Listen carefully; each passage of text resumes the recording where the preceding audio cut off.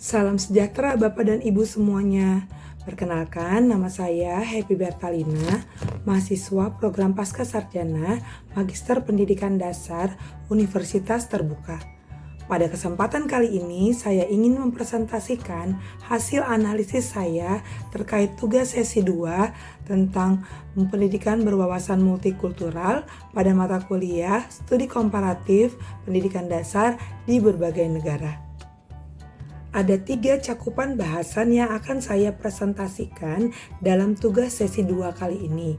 Yang pertama, saya akan membahas 5 hal penting yang saya dapat ketika saya membaca jurnal yang pertama. Yang kedua, saya akan mengaitkan 5 hal penting tersebut dalam pengalaman saya menjalankan program pendidikan multikultural di sekolah saya sendiri. Yang ketiga, saya akan membagikan pelajaran yang saya dapat dari menonton video dengan judul New Boy. Adapun artikel pertama yang saya baca berjudul Pendidikan Pendekatan Multikultural untuk Membentuk Karakter dan Identitas Nasional di Era Revolusi Industri 4.0. Ada 5 hal yang saya pelajari ketika saya membaca jurnal ini. Yang pertama, adanya gap knowledge sebagai dampak perkembangan teknologi dalam keberagaman. Maksudnya adalah perkembangan teknologi yang sudah hadir itu dapat merusak hubungan dan komunikasi antar manusia.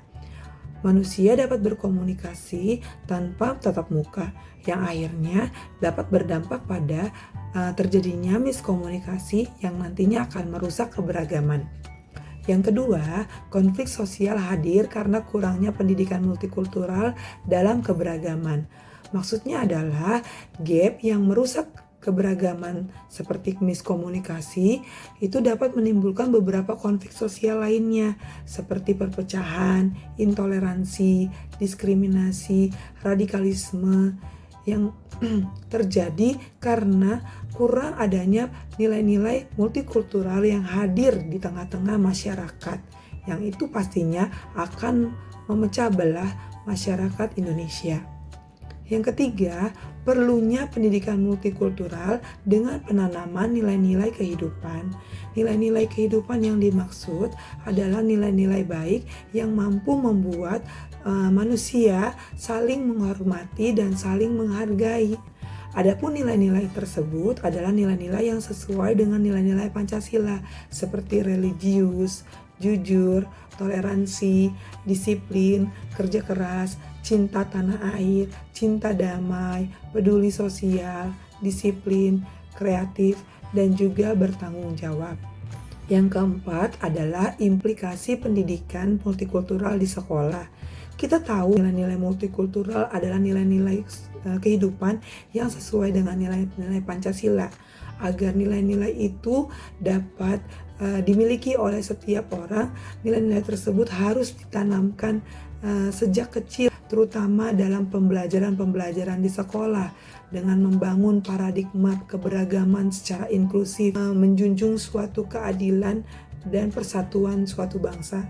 Dengan demikian, masyarakat atau anak dalam hal ini dapat memiliki sikap saling menghargai walaupun ada perbedaan umur, usia, budaya, jenis kelamin, dan juga etnis. Yang kelima adalah integrasi pendidikan multikultural dengan identitas nasional dalam desain kurikulum berbasis kearifan lokal. Maksudnya adalah dalam suatu sekolah harus disisipkan nilai-nilai kehidupan atau pendidikan multikultural yang disesuaikan dengan karakteristik murid dan sekolah itu sendiri.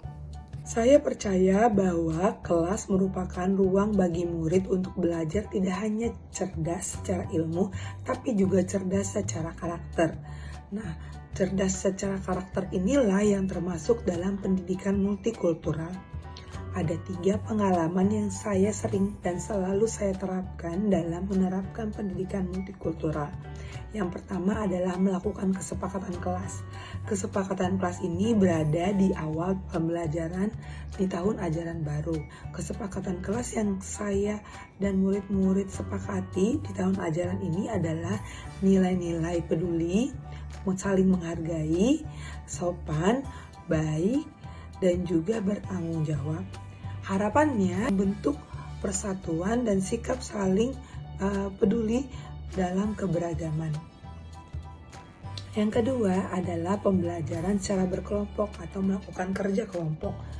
Saya selalu membagi murid dalam beberapa kelompok dan ini merupakan pembelajaran berbasis ataupun pembelajaran kolaboratif dan kooperatif. Tujuannya adalah agar murid saling belajar menghargai dalam segala perbedaan, baik itu perbedaan kognitif atau perbedaan cara pandang atau perbedaan sifat. Dengan menyelesaikan permasalahan-permasalahan yang diberikan oleh saya, anak-anak terbangun pola pikirnya yang secara kritis, lalu bersama-sama menyelesaikan masalah dengan damai, bergotong royong, dan menghargai setiap perbedaan. Dengan cara inilah saya berharap anak-anak dapat mengimplikasikan nilai-nilai multikultural dalam pembelajaran. Yang ketiga adalah proyek kelas. Selain pembelajaran kolaboratif dan kooperatif, saya juga sering melakukan pembelajaran berbasis proyek atau PJBL. Nah, pembelajaran berbasis proyek ini merupakan integrasi pendidikan multikultural ke dalam kurikulum dan pembelajaran. Maksudnya, dalam belajar saya mengintegrasikan atau melakukan kegiatan-kegiatan dalam bentuk proyek sehingga anak dapat mengaitkan pembelajaran dengan keterampilan atau bakat yang mereka miliki masing-masing sesuai dengan karakteristik murid. Kegiatan proyek kelas ini juga merupakan salah satu cara yang saya dapat berikan untuk memberi kesempatan bagi para murid untuk mengembangkan kreativitas dan kemampuannya masing-masing. Hal ketiga adalah pelajaran yang saya dapatkan setelah menonton film New Boy. Ada 3 pelajaran yang saya pelajari dan saya dapatkan setelah menonton film New Boy. Yang pertama adalah perundungan menimbulkan ketidaknyamanan dan trauma bagi korban bullying. Joseph yang merupakan anak baru di sekolah tersebut sudah memiliki pengalaman dan trauma akibat meninggalnya ayahnya karena perbedaan warna kulit. Nah, ketika di sekolah yang baru, trauma ini muncul kembali karena teman-temannya membuli dia karena dia berbeda warna kulitnya dengan teman yang lain. Trauma ini atau pembulian atau perundungan ini menimbulkan ketidaknyamanan oleh Joseph sehingga Joseph sulit bergaul dengan teman-temannya. Yang kedua adalah upaya menanamkan sikap empati dan saling menghargai perbedaan dalam keberagaman sangat penting untuk dilakukan. Nah, sikap empati artinya perasaan senasib, sepenanggungan, dan saling menghargai yang merupakan perwujudan dari sikap toleransi dan saling menghargai, peduli sosial dalam pendidikan multikultural. Murid perlu memahami bahwa sikap ini diperlukan untuk menghadapi setiap perbedaan yang ada di masyarakat. Yang ketiga adalah adanya peran penting guru dalam mengelola keberagaman murid di dalam kelas. Dalam mewujudkan sikap saling menghargai dan terhindar dari perundungan yang dialami oleh Joseph, sebenarnya peran guru sangat penting dalam kasus ini. Ketika gurunya mampu mengelola kelas dan menerapkan dengan tegas nilai-nilai multikultural seperti peduli terhadap teman, toleransi, saling menghargai, pastinya tidak akan ada anak-anak yang mau membuli Joseph karena berbeda warna kulitnya. Tapi dalam kasus ini guru tidak bisa berbuat demikian sehingga perlunya sikap guru yang tegas dan mampu mengelola keberagaman yang ada di antara murid di dalam kelas.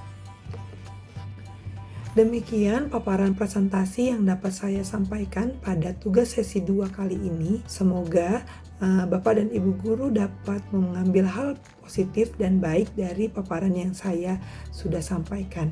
Demikian informasi dari saya, pendidikan multikultural mampu membuat anak-anak tidak hanya cerdas secara ilmu, tapi juga cerdas secara akhlak dan karakter. Terima kasih, salam semangat Bapak dan Ibu semuanya.